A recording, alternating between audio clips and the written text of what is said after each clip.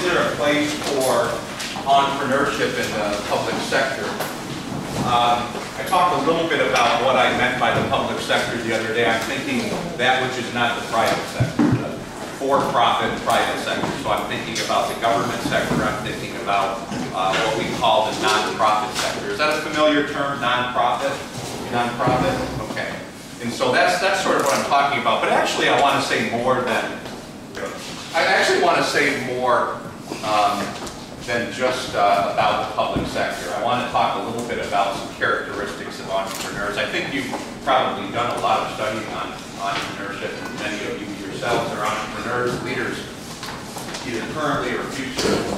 But I want to talk about who the entrepreneurs are. I want to think about common characteristics of entrepreneurs, and then I want to think about how that works in the public sector. Okay? And then I want to talk about entrepreneurs in real life. I'm really interested in this idea of who the millionaires are. By the way, I'm thinking about the U.S. here. We have information about these sorts of achievements in the United States, right? And so that's what I'll be commenting on. But I think it's been my experience that the characteristics of entrepreneurs are the same all around the world, and some of their accomplishments are very much the same. So that's where I'm going. So before I go to the next slide, I don't want you to even think about this. I want you to write down on a piece of paper the first name that comes to mind. Write a name of an entrepreneur immediately, right? Whatever comes to mind first. Don't even think about it. Someone who you know as an entrepreneur. Just some name. Somebody who you identify as an entrepreneur. Did you get it down? Did you write it down? Hey, Rich. An example? Just to interrupt, excuse me. Will this file, your slice, be available for the students? Oh, sure. An example of a person who you can identify as an entrepreneur. Did you write one down? Who did you write? Richard Branson. Richard Branson. Who did you write? Steve Jobs. Who did you write? Oh, so you're still thinking. Myself. Okay. Oh, you wrote yourself. Good. I want to talk about that. But who did you write? Donald Trump. Donald Trump. Elon Musk. Who? Elon Musk of Tesla Motors and SpaceX. Elon Musk. Edwards? Elon Musk. From Tesla. No. And it's what? He's the founder of PayPal, of Tesla Motors and SpaceX. Okay. Okay. Who did you write? Richard Branson. Anybody else? Other names? Bill Gates. You wrote Bill Gates? Who else? Anybody else? Who'd you write? I wrote Donald Trump. You wrote Donald Trump? Yeah. Okay, so let's see if I predicted who you wrote. Steve Jobs. See, I didn't give you that assignment, did I? But that's who you think of when you think of entrepreneurs, right? You think of Steve Jobs. We said Bill Gates. Did anybody think of Mark Zuckerberg? Yes. Mark Zuckerberg, tell me who he is. Facebook. Facebook, of course. Larry Page and Sergey Brin? Google. Google, right? Google. Maybe not Ray Kroc. Anybody know who Ray? Do you know? You can't answer back there. Come on. Ray Kroc. You've eaten at the restaurant. I think you probably have at the restaurant chain that he founded many years ago. What's my last name? It's spelled differently, but that's Ray Kroc is famous for that. Gene referred to Jeff Bezos yesterday, right? Amazon.com. Philip Knight. Anybody know? Philip Knight? No give satisfactions. Anybody, you said that you run on the beach. What kind of shoes might you wear? What is it? Nike shoes, Nike shoes.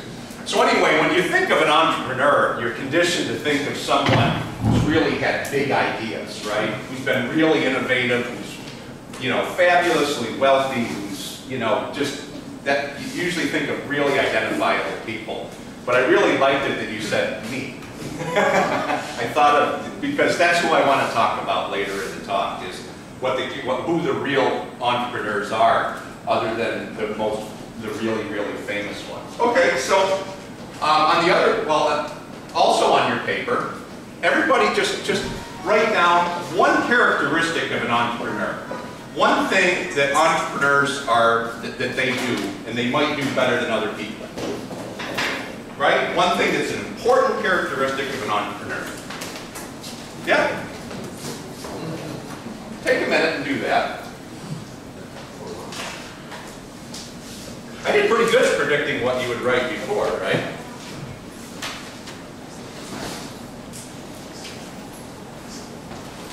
Okay, so let's ask somebody who haven't called on yet. Vision. Vision. Visionary. Who else had vision? Vision? You didn't write it down, though. You don't count. Okay, who didn't raise their hand? What did you write? You wrote vision? Okay. What did you write? Innovator. Innovator. Who wrote innovator? Leader. Leader. I don't hear as well. Innovator? Okay. What else? What did you write down? Enjoying work. Enjoying work. Enjoying their food. That's interesting. Risk. Enjoying risk. We're a risk taker.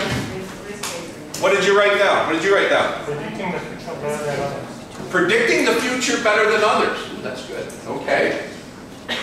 What did you write down? Anybody back here? Money maker. That's illegal. Anybody else? It is not illegal. Let's see if I got some of these. Innovators. Hard workers. We agree? One thing that goes with entrepreneurship is you have to work hard and you have to work smart. Right? Knowing the future better than others. Persistent. Right? People who really stay at tasks. Right? They don't give up. And so, and also being good at many tasks. You know, I feel bad that we didn't all get to stay around for Cole Galloway's talk yesterday, but it really was a nice, it was a really nice session, wasn't it? Right? And Cole, when he was talking to you, in many ways, so I'm asking, is there a place for entrepreneurship in the public sector? Cole Galloway is in the public sector. He already gave the talk for me, right? But Cole, he's just I never met him, didn't know anything about him. I knew he was from the University of Delaware. He's a professor. And I knew that he was a researcher, and he was a researcher in the physical therapy department. And you know, when you listen to his talk, he said many times, well, I don't really know anything about finance, and I don't really know anything about economics, and I don't know anything about business or business. Did you believe that by the time he was done? It turns out, you know, he wants to think of himself as a researcher and doing what he does because he's really interested in children and all that. But it turns out this guy's pretty good at everything, right? And it's a really important part of his success, is that not only does he understand the research that goes into these mobility devices, but he's now starting to realize that he's got to marshal resources, you know, to find resources to help pay for this product that he's created. He has to manage people now.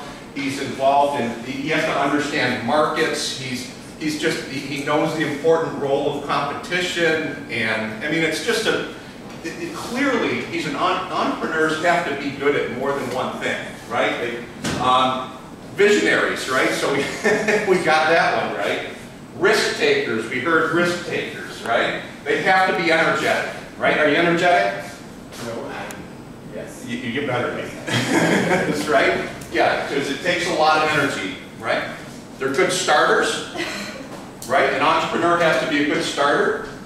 They have to be a good finisher, right? You need to also get to the finish line. That's kind of one of the things that I need to constantly remind myself. I love doing the work. I'm not as good at completing completer as I should be. I have to always remind myself, make sure you focus on the finish line, right? And it doesn't mean when you get to the finish line you're all done, right? But you need to make sure you complete tasks. You can't leave tasks unfinished. What do you mean? If you start any projects, you can finish it? Yeah, I mean, there might be projects when you get inside the project and you realize that it might not work out, and so you need to know when to leave, when you need to leave it behind. When is the deadline? When is the deadline? So meeting deadlines? Yeah, setting deadlines, trying to stay with deadlines. So I'm supposed to talk from 1:30 to 2:30, and if it gets beyond 2:30, George is going to say, that's it, right? He's going to say, no more talking, Rich, okay? But that's right. But also, but it isn't, I mean, there are a lot of projects that you get into and you realize that they're not turning out like you want them to be. And it's really important for a leader to be able to say, okay, even though some of the costs that have been incurred in the project have, you know, these are some costs, you just have to leave them behind. As hard as it is to leave money behind that you've already spent, I think it's a really important lesson, right? Ability to work well with others. I mean, that is, you could really see that in Cole yesterday in his talk, is how, I mean, who here would really like to work with him? I mean, within an hour, I wanted to work with him, right? I mean, I was willing to, I was willing to do this, right? Self-discipline, and clearly Cole is very, very self-disciplined. He had a lot of self-discipline. He is committed to this cause. Until it comes to watching his calendar. What's well, he was busy doing other things, wasn't he? Good planner, right? You have to do a lot of planning in your business. You have to be a good planner, and part of that is setting a timeline and staying on it, right? Somebody said money. Did you say money back there? Right? Well, the list that I gave you, right? Those people are wealthy. They have a lot of money, right? Bill Gates and Steve Jobs did, right? Mark Zuckerberg. Am I correct that did every name that you gave me, were they all in the private sector? They were all in the private sector. People's image of an entrepreneur is that they are in the private sector. That you sort of ordinarily think that's the way that entrepreneurship works, right? But there's more to entrepreneurship than just taking these risks, being a visionary, and achieving wealth, right? There's more. I mean, there's an entrepreneurial thinking that is just as important in all forms of organizations, right, as just the entrepreneurship you think of as in the private sector. So entrepreneurial thinking, very important for all forms of organizations. So let me, yeah. So how does this work in the public sector? So I said, so when I say the public sector, I'm thinking about that which is not the private sector, right? So I'm thinking about government and nonprofit. And I'm going to show you an example of how important the public sector is where I live, right? In the U.S. state of Minnesota, okay? But here's so you're in a leadership program, right? You're getting ready to exit a leadership program. So you're all either current leaders or future leaders, okay? Now, many of you will be future leaders in the private sector, but some of you may have public sector opportunities. You understand? Some of you may have opportunities elsewhere in the public sector. So it's just an example of positions that are in the sector that I'm just calling the public sector. So the first one I wrote down when Jean talked about, you're on the board of United Way? Yes. So a United Way, this organization, how do you define the United Way for the group? What does the United Way do? It's an umbrella organization that funds many social service agencies. So focused on healthcare, education, and eliminating poverty. Okay. Where do they get their money? From individuals and corporations. So they get their money from donations, from grants, right? So I always, in my community, I always think it's important that I have a relationship with the director of the United Way, right? It's a very important nonprofit in my community in St. Cloud, Minnesota. And so that's a wonderful the director of the United Way in St. Cloud, Minnesota is one of the community leaders, right? It's someone who we turn to, just like we turn to some of the presidents of the biggest companies, right? We turn to the director of the United Way. So university administrators, right, are not in the for-profit sector typically, right? And so that's something that's in this public sector. Well, they have to behave entrepreneurially almost always, right? So we have bank examiners, for example, who are involved in supervisory tasks, right, to oversee the financial system in the U.S. That's in the, they're regulators, right? That's in the public sector. Elected officials, we have an elected official. I'm sure you had to behave entrepreneurially during your... I came to the municipality from private business, and in the beginning for me was extremely difficult to understand the way how money are spent in municipality. Quite different. I know that we have to pay something, but my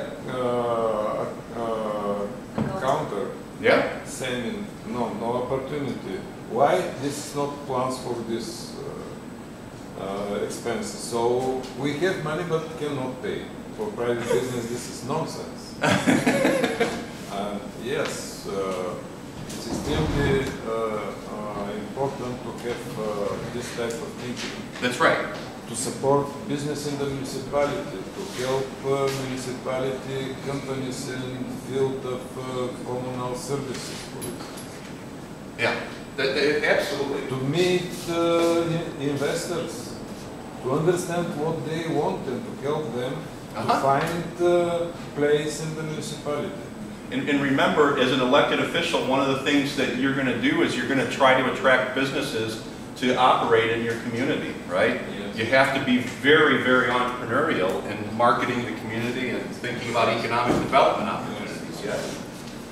Teachers, I mean, ultimately teachers have to learn to recognize opportunities. They will have opportunities to work with others. They'll take on projects that will have some interesting potential outcomes. A teacher that is entrepreneurial in their thinking will likely have a much more satisfying professional life than someone who just shows up at school at 8 o'clock in the morning and leaves at 3 o'clock and just teaches their students, right? If you ask teachers, the teachers that inspire you are the ones that are innovative, right? The ones that think about entrepreneurial opportunities. Grants director for an arts organization, so there's nonprofit organizations, arts organizations, and they need to fund their way by attracting grants, for example, and so they need to work with others, they need to marshal resources. Maintenance supervisor for a municipality, so this is something that as a leader you're going to have to, somebody might have to do a board member for an advocacy group. So some of you here, is anybody a board member? Member of a board of directors? George is. Right, it's not for an advocacy group, but it sounds like Jean is a board member, right? So I'm sure she's asked to be entrepreneurial in her thinking as a board member. Hospitals aren't, the hospital that is the largest employer in my community isn't for profit. Right? It's a non-profit organization that nevertheless the administrator has to be obviously entrepreneurial. A credit union, you know what a credit union is? It's a different form of banking organization that is organized as a non-profit. And then I laughed about university professors. I think that we need to be entrepreneurial too. So how important is the public sector? This is just a small slice of the public sector, how important it is in the United States. So in the state of Minnesota, now that's just one of 50 states, right? And then, there's many, many countries around the world. 15.3% of our workers in the state of Minnesota are employed in the government sector, right? They're either employees of the federal government, the state government, or local governments, as he's mentioned, municipalities. So 1 out of 7, 1 out of 6, 1 out of 7 people are employed in this sector. right? So we'd like to think that they're behaving entrepreneurially, right? The nonprofit sector, it's harder to figure out what share of people are employed in the nonprofit sector, but one of the things that I've been entrepreneurial about is I have a relationship with the Secretary of State office for my state, Minnesota, right? And if you organize as a new corporation, if you organize as a new limited liability company, if you organize as a nonprofit, or if you assume a new name for your business, you have to register with the Secretary of State's office, right? And so just in the first quarter alone, right, of 2014, there were 2,232 new nonprofits registered. New nonprofits, right? That's in addition to all the other nonprofits that are in my state, okay? Registered with the Secretary of State's office. So you can imagine how important, right? How important that sector is, okay? Very important. So I want to try to, I used this term yesterday, residual claimant, right? And George says, what is a residual claimant? Okay? And when I think of a residual claimant, that is somebody that has a claim on the success of a private company, right? Someone who has a claim on profits, right? Is it a term you're familiar with? Economists use this term, residual claimant. Residual is what's left over, right? So after all of the liabilities of an organization have been taken care of, what's left is available to the owners, right? Okay? That kind of thing. But they're the ones who receive profits. But you're expected to be entrepreneurial in all positions, even if you're not a residual claimant. You're expected to recognize opportunity. You're expected to be able to work with others.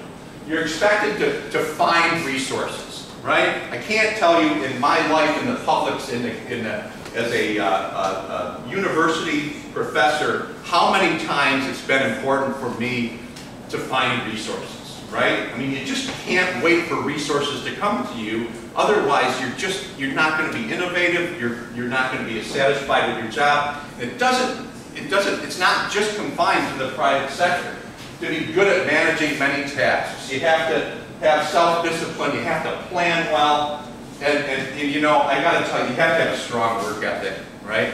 And there are people in the public sector. I work with some of them who do not have a strong work ethic. Nobody works with them, right? One of the reasons why I get to travel to Varna and work with you is because I take advantage of these opportunities, right? I work hard, play hard. I think one of our speakers was basically saying that, right? We work hard, we play hard. Okay? There's actually this term. Are you familiar with this from your programs, this intrapreneurship term? You familiar with the term intrapreneurship? So the employee application of entrepreneurial thinking to various internal functions of existing businesses, right? And it's entrepreneurship inside the organization, and it's not just a for-profit organization, right? Entrepreneurship runs across all forms of business organization. So, why is this important?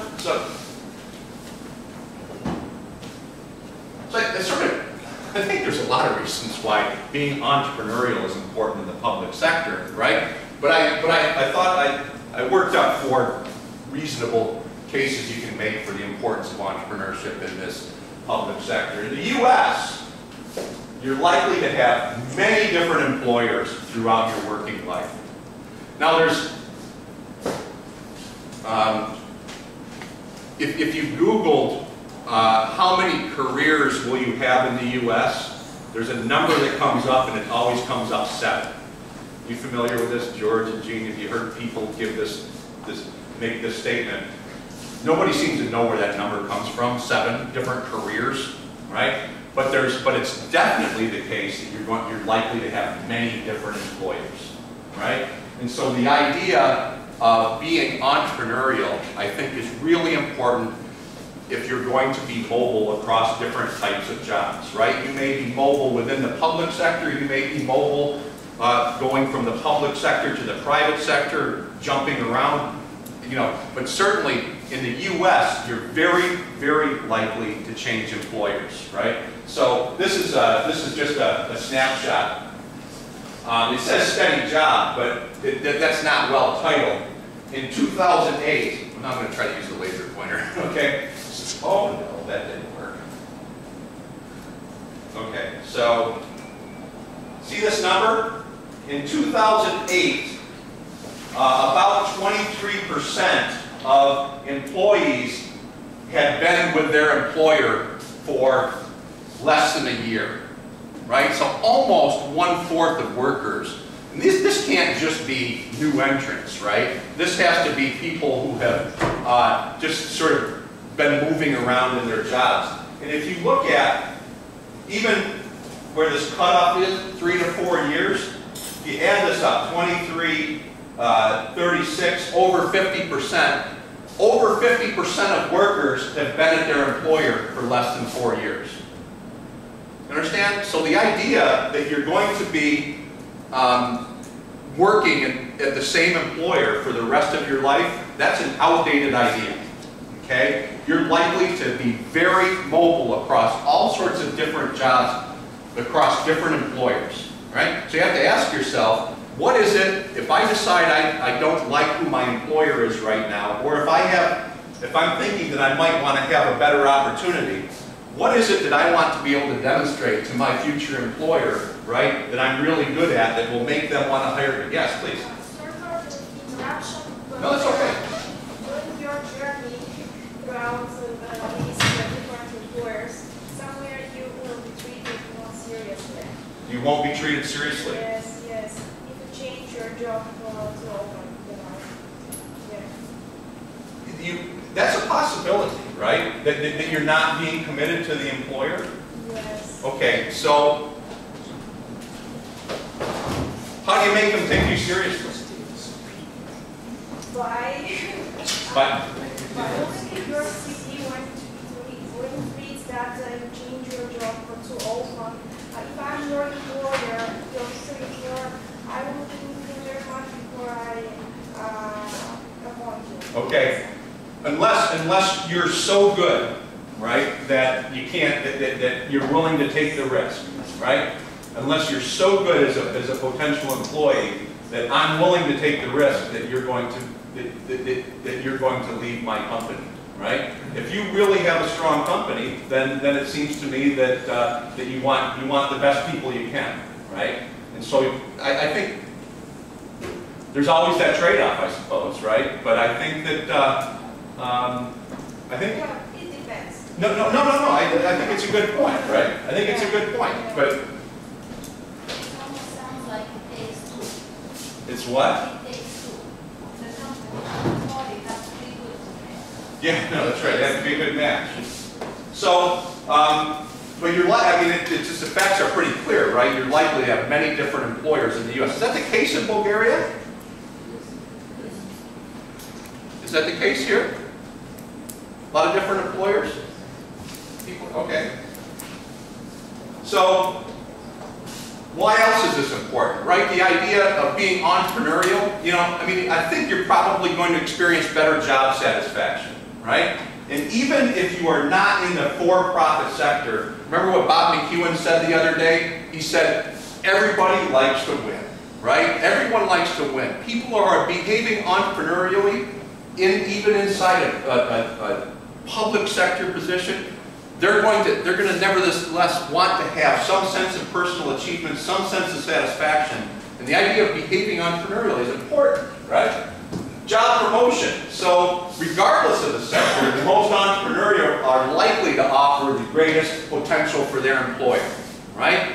And so this is where you don't necessarily behave entrepreneurial so you can change jobs, but you probably might get better promotion opportunities if you're behaving entrepreneurially inside the organization, right? You don't have to leave, okay? So they can expect to be rewarded for their entrepreneurial thinking. Otherwise, people leave. They leave, right? Right? If you're not rewarded by your employer, if you're not being compensated for your productivity, people leave. That's part of the story. And I know you're worried that leaves you with bad outcomes. Maybe not me. No, that's absolutely right. Being entrepreneurial gives you those opportunities. So, job loss, and so this came up. You can no longer afford to get fired in this really hyper-competitive world for incompetence, for being ineffective, for lack of initiative. You just can't afford to do that any longer, right? That's part of what you learn in leadership. The world is too connected, right? People find out if you're not working hard. They find out if you're not motivated. It's just too risky to mess up these days, right? Just way too risky. So those are some. It just seems to me that those are important ways to think. Those reasons to be entrepreneurial, they're not just in the private sector. They're across the public sector. They're in government jobs and they're in nonprofit jobs. Well, okay. Did any of you write Jim Graves down for when I asked you who's an entrepreneur? Jim Graves. Anybody ever heard of Jim Graves besides me? Okay, I was pretty sure you haven't. Okay, so Jim Graves is an entrepreneur who graduated from my university. Okay, actually he's about my age. Okay, so he graduated from St. Cloud State University, and he is the CEO and president of the Graves Hospitality Corporation. And what they do is they have hotels, they have restaurants, they have housing projects, but they also serve with development and offer management services for the same things, right? For hotels and restaurants and these housing projects, right? And Jim Graves is a reminder that most entrepreneurs did not have big ideas that transformed society, right? I mean, Steve Jobs had an idea that transformed society. You can see it every time you travel somewhere, and you see everybody working on these units that probably came ultimately from the mind of Steve Jobs or Bill Gates or something. The iPhone has transformed society. Facebook has transformed society. Google, you understand that, right? But Ray Kroc, yeah, it transforms society. But Jim Graves did not. He did not transform society. You never even heard of him. Yet he is the portrait of a successful entrepreneur, right?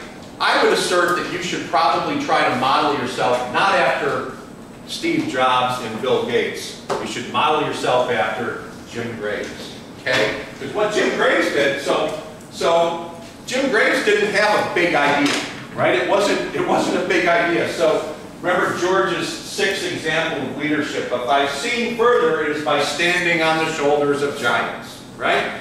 So even one of the great innovators, inventors, the great thinkers in human history was saying, my ideas weren't that great. I was using other people's ideas, right? So it was a very, so that's Sir Isaac Newton saying that. People like Jim Graves, this entrepreneur, recognized an opportunity. They were able to find the resources, right? They were able to find resources. They took they're risk takers, right? But they took a calculated risk. You know, I might argue that now that Jim Graves is a successful entrepreneur, in many ways he's taking less risk than if he's just an employee, right? I mean, you're kind of, if you're an employee for an employer that isn't a very good employer, right? You're taking, there's a risk involved in that, right? You can work for somebody who isn't very good, right? And that's your sole source of income. Jim Graves has all sorts of different lines of business, right? That he can draw on. If one of them goes bad, he still has something else to turn to. In many ways, he's spreading the risk around, right? More so than if you just worked for one employer. He persevered through, maybe I'll have Jim Graves give a talk here someday, right? Through, at times, very difficult challenges, right? There were, like so many stories about entrepreneurs, there were times that he didn't know what it was going to be like a month later, right? He just didn't know whether the business would survive. Jim Graves, entrepreneur, but now very, very wealthy, a millionaire. Okay? And when I sat down, we had a business meeting 10 days ago, And when we sat down and talked, he pointed out three things that were really important to him as an entrepreneur, right? He talked about the importance of being confident. You know, I would have put these three things on that earlier list, right? But I wanted to save them for this, right? So these are the three things that he really imagined were just centrally important to him, right? He had to have confidence in himself. He had to have confidence in the people he was working with, right? He had to have a sort of positive outlook, you know, that was really, really important. He had to have humility, right? He knew that, he found out that he wasn't always the smartest guy in the room, right? He realized that he would have to count on others for some help. He realized that not everything was going to be right. You know who showed humility was Cole, when he talked about, you know, how many times did he say yesterday, well, you know, our stuff isn't perfect, right? So he understood that it wasn't perfect, but he just sort of could accept. You know, you have to accept being perfect is really, really costly. And then Grace, he talked about this at length. He talked about delayed gratification. He said, if I try to teach people about entrepreneurship, I want them to understand the importance of delayed gratification. I want them to understand how important it is to not think you're going to get rich quick, just like that, right? The idea that it takes some real effort and it takes a period, slow and steady, right? The idea that, I mean, you'll have these opportunities and you'll have to seize the moment, right? But the idea that somehow you will become a millionaire overnight, that just isn't going to happen, right? You may hear stories about that, but that's not the story of all the millionaires in the U.S., right? The typical story of the millionaire in the U.S. is they have been committed, they've persevered, they've delayed gratification, they've been patient, okay? When I talk to business leaders in my community, I say things, what do you think I should be teaching students besides content? They say things like, teach your students to feel like, to feel like they're not entitled to have everything right now, right?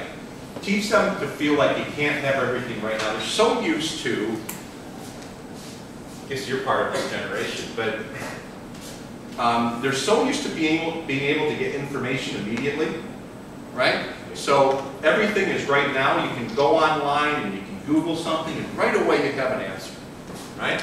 And somehow that translates into thinking that all of your life is that way, right? It's not, you know, it's not just information, but whatever provides satisfaction, it needs to be now, right? Jim Graves is saying, wait, right? And as are other business people, wait, be patient, right? You can't have it all right now. You have to invest. You have to undertake all of these efforts, and then down the road you can continue to build wealth, right? By the way, millionaires. I don't pretend to think that entrepreneurs are only interested in being millionaires, right? It turns out that a friend of ours, George and I know Bill Wallstad and Marilyn Perilski, they did a survey of young adults some time ago, and they asked, what is the most important reason for starting a business? Young adults here are people ages 21 to 30.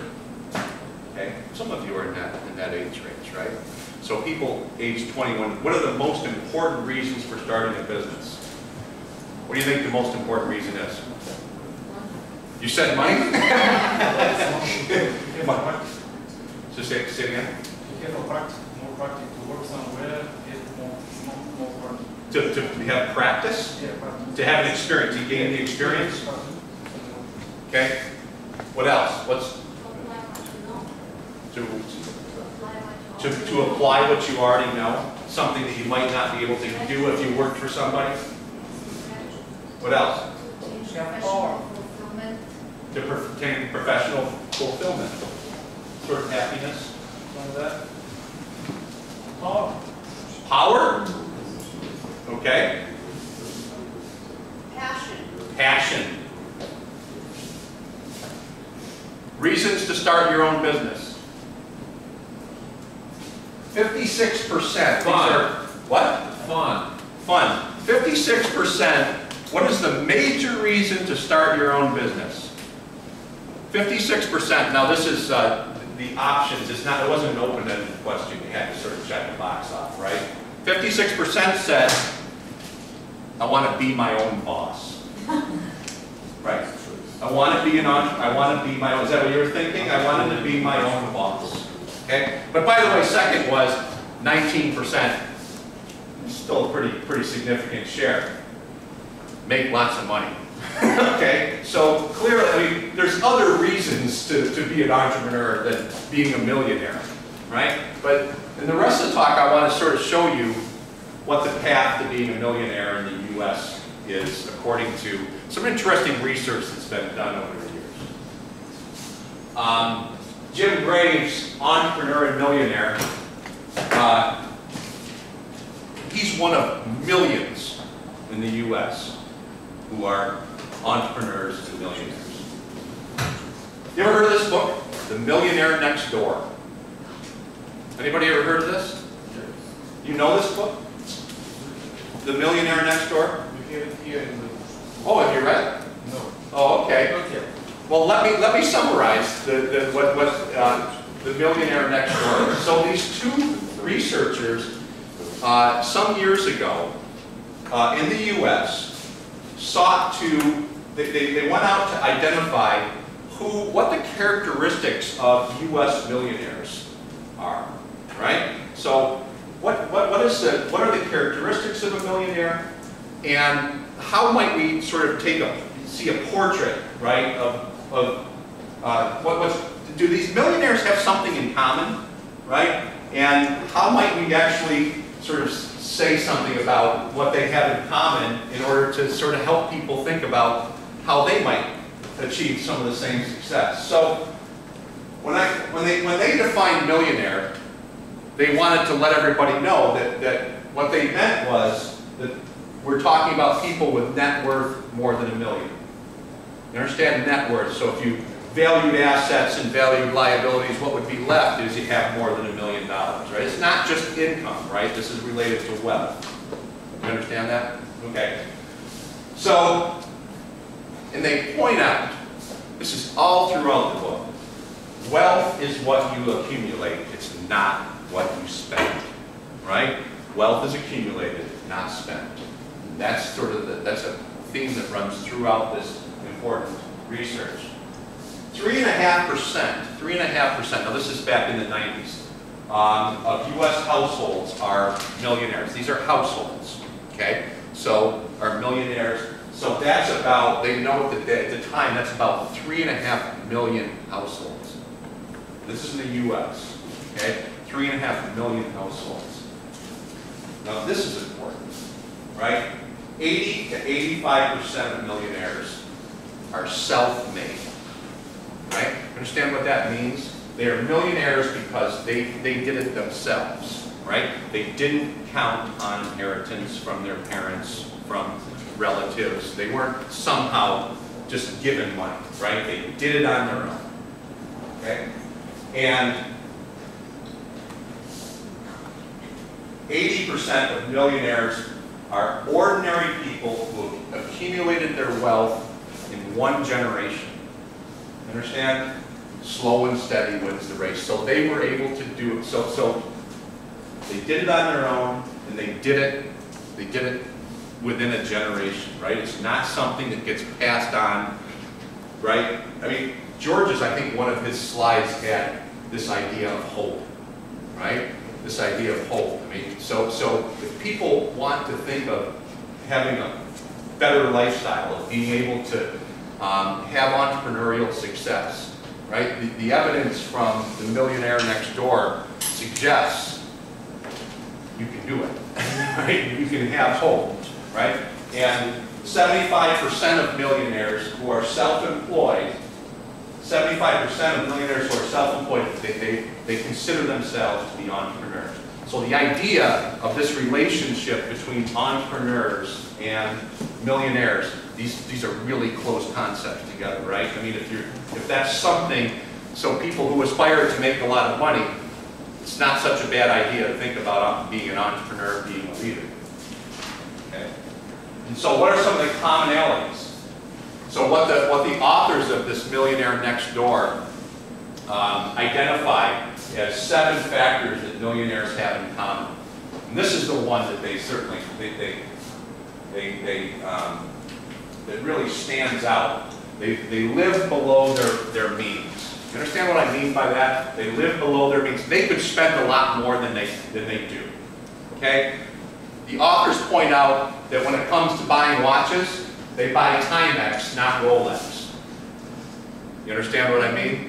They don't spend. So these researchers actually looked at what items that were purchased by these millionaires. They just bought something that told time, not to convert social status. You understand? So they drive a practical car and not a luxury car, right? They're not driving Rolls Royce. They're not driving Ferrari. They're not driving Lamborghini, right? They might now be driving Toyotas. At the time, the typical millionaire was driving a Ford vehicle. You understand? And that vehicle wasn't a current year vehicle, right? It was from a previous model year. So they weren't buying a new car every year. You're buying a car, you're using it, right? So they were living below their means. Oh, I wrote down Gene's reference. Jeff Bezos was, she mentioned his desk, right? When he was getting started out. He was living way below his means, right? He just didn't see it as a very good use of Amazon's money, their capital, to have a special desk. Okay. The millionaires live in surprisingly modest housing. Okay. They could consume a lot more house than they do, but it's very, very modest housing. Okay. They're not likely to have the nicest house, right, in the community. They allocate, so number 2, they allocate their time, energy, and money efficiently in ways conducive to building wealth. So, George, I have in my notes that George is really good at this. I don't know if George is a millionaire or not, but George is really good at this one. I mean, he's one of the best entrepreneurs I know. Whenever I talk to George about what we should be doing, what we should be working on, he always is thinking about the best use of time, right? He's simply thinking about the best use of energy, right? You have to be really smart with the use of your time. And this is common throughout millionaires. They believe that financial independence is more important than displaying high social status, right? And so the authors point out that you don't spend your way to being a millionaire. You don't spend your way to being a millionaire, right? Wealth is what you accumulate, not what you spend, right? You don't. So you're very, very careful with that, right? So they point out that millionaires buy inexpensive suits, right? They don't buy the most expensive suits. They point out that millionaires don't pay for first class air travel. You know the story about Bill Gates? You know about the story about Bill Gates and air travel? Anyone?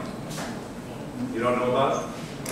So until 1997, Bill Gates, who was a CEO of one of the the highest capitalized company in the world, Bill Gates flew economy class, or at least he paid for economy class. I don't know if he got upgraded, right? It was he would fly economy. He just didn't see it to be a good use of Microsoft's resources to put him in first class in the first class cabin, right? Finally, by 1990, this is one of the wealthiest men in the world, right? And this is until 1997. He's like Ingvar Kamprad. You know who? Yes. IKEA. Yes. IKEA. Okay. You just mentioned an entrepreneur, the IKEA entrepreneur. You know who he's talking about? Yeah, but I don't know anything about it. So explain what his habits are. Yeah, he flies to the most Yeah. company, yeah. Okay. To the, Yeah. Well, so the story of Bill Gates is that finally by 1997 he decided, just because it turns out to be inconvenient if you really have important industry things to be involved in, to have to fly on commercial airlines. So by 1997 Gates bought an airplane, right? But he didn't use Microsoft's money, he bought his own. He didn't think that Microsoft should be wasting their money on a corporate jet. I don't know if that's changed now in the 17 years since then, but it's a really great story of, right, you know, that it's not about social status, and it's living below it's spending below your means. Also in common, also in common is parents did not spoil the millionaires with resources, right? These, again, self-made within a generation. They weren't spoiled by resources. Okay? Their adult children, the millionaires' adult children, are economically self-sufficient. So they've raised children that are like them, right? That they've learned the traits of their millionaire parents, their millionaire household, and they have become self-sufficient, right? It's a real sense of that what it takes to become successful, to become financially successful, is not that you simply expect resources to be transferred to you, right? You expect resources to be earned, right? Obviously, they're very proficient in targeting market opportunities. So, I mean, I wrote down, oh yeah, right. So you remember Tim Redding, his talk yesterday, and he started with what his dad did, right? And his dad was what Software development. Yeah, no, but what did he start before what was he doing before? He was working for Cincinnati Millicrop, which is a tool and die company. Okay, so that's what it was. And so he started this software solutions, right? This company, Software Solutions. And I mean, I suspect he's a pretty successful man, right? But think about what he did. I mean, his idea wasn't the big transformative idea, right? He said there are these cities and municipalities that will require software, right? He saw this target market that he could enter and provide bookkeeping and financial, probably some human resources software, right? And he just took advantage of this market opportunity. And what happened to his kid, right? He gave his kid a job. He didn't give his kid the money, I don't think, right? He gave his kid a job, and look at what Tim has done with this, right? Right? He's started a couple businesses. He's had some mergers. He's had these acquisitions. He's in the cloud. You know, he's doing this cloud business, right? But I mean, you know, his dad just saw this incredible market opportunity, and you know, maybe nobody else even saw that, right? But he was visionary and took advantage of it. My guy, Jim Graves, whatever the circumstance was, you know, he said, all of a sudden, I was given the opportunity to construct a hotel and have it, and be able to have some financial resources to do it, right? He had some sort of connection that allowed him to pursue this opportunity. One hotel, right? Not a chain of hotels, but a hotel. And so he thought to himself, should I stay doing what I'm doing, or should I just take this chance? So he took this chance. He was indebted, right? The resources were borrowed, right? And if it didn't work, Who knows? He was going to be bankrupt, and he wasn't going to be able to pay back he wasn't going to be able to make good on the debt. Okay? But it turned out he was successful, right? And then he realized, I'm pretty good at this, right? I'm pretty good at this hotel stuff. I'm pretty good at the hospitality industry. And so, oops, it turned out that he chose the right occupation, right? He sort of said to himself, well, I can do this hotel business, okay? And so he started buying other hotels. By the way, he now has one of the best luxury hotels in the Minneapolis area, which is about an hour from, it's in Minnesota, about an hour from where I live. It's pretty well known. His hotels in New York City, you know, this kind of thing, right? But he chose the right occupation, right? He said, I can be pretty good at this, and this is, yeah. We, okay, yeah. One of the, George is giving me the time signal, I'm having a good time. You know, one of the really interesting exercises you should do, I don't know if you've ever done it. I mean, you're in a leadership program here, but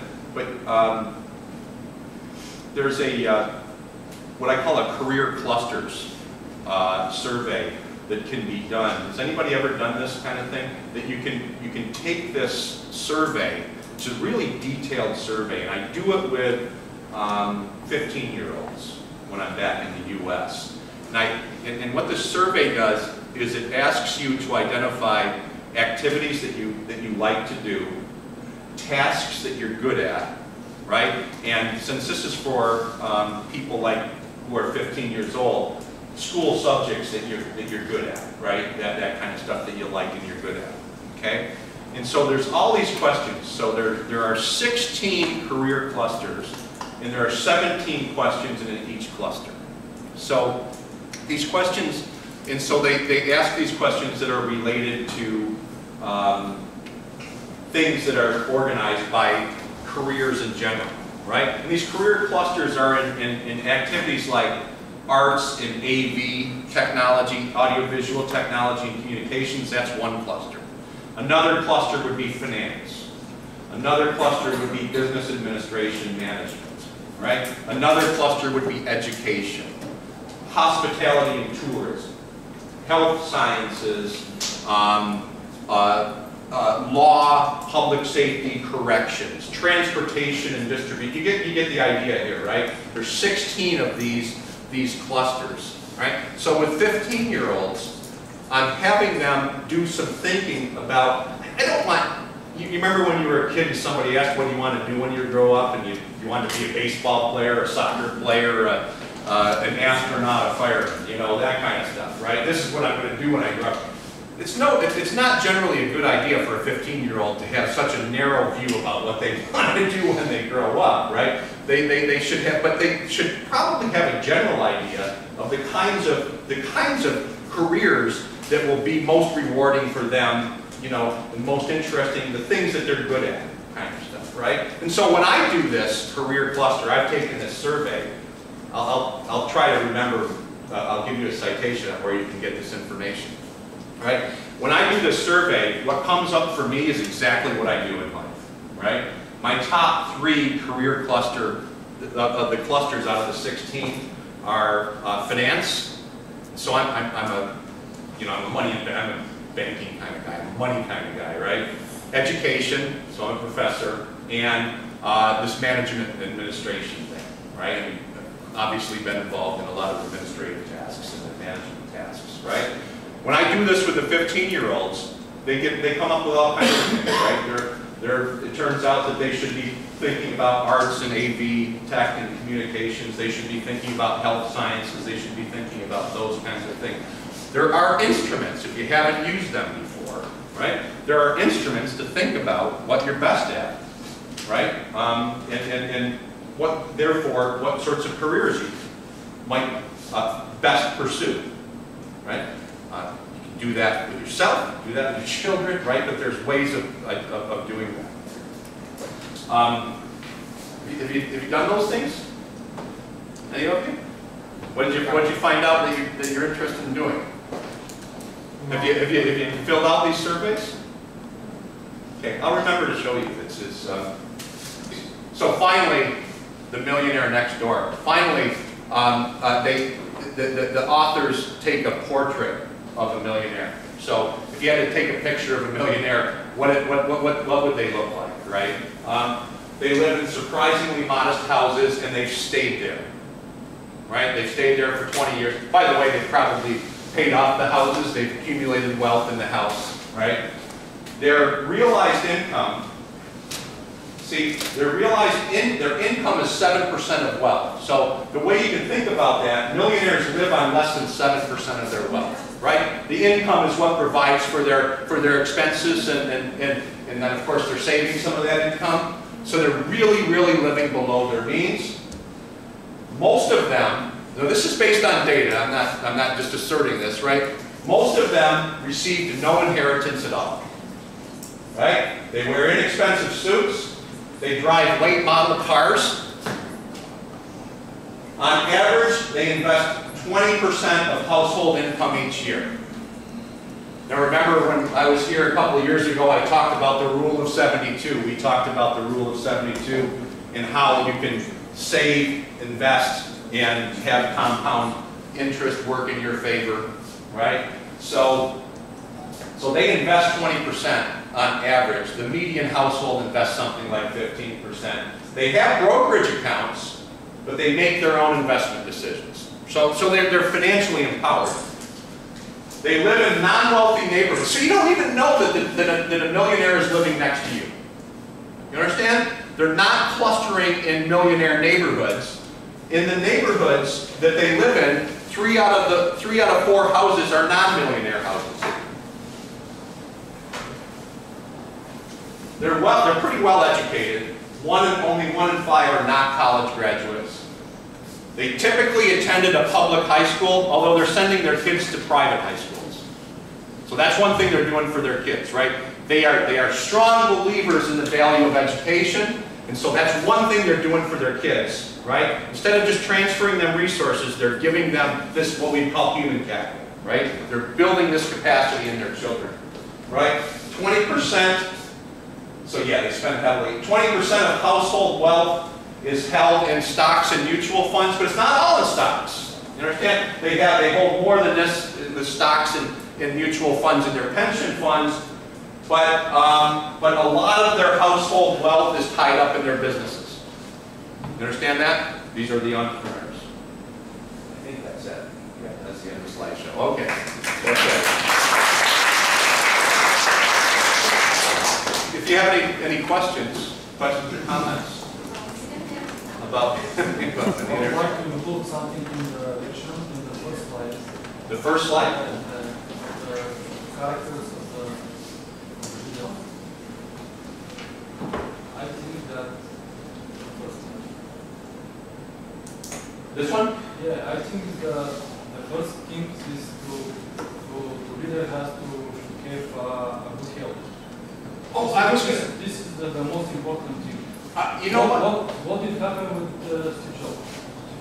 No, well. We can imagine what will happen if he That's on some lists when I do this. I mean, good health matters.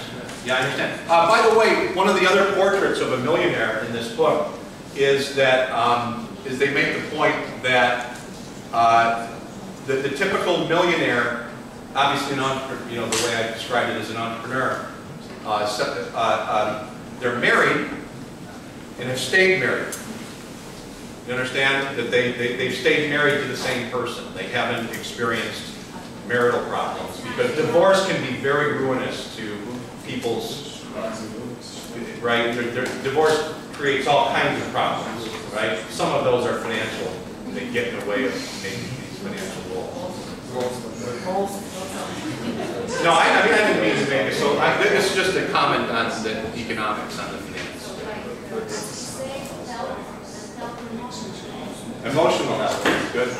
We start up at 3 o'clock. I know we have to get our next speaker on the video.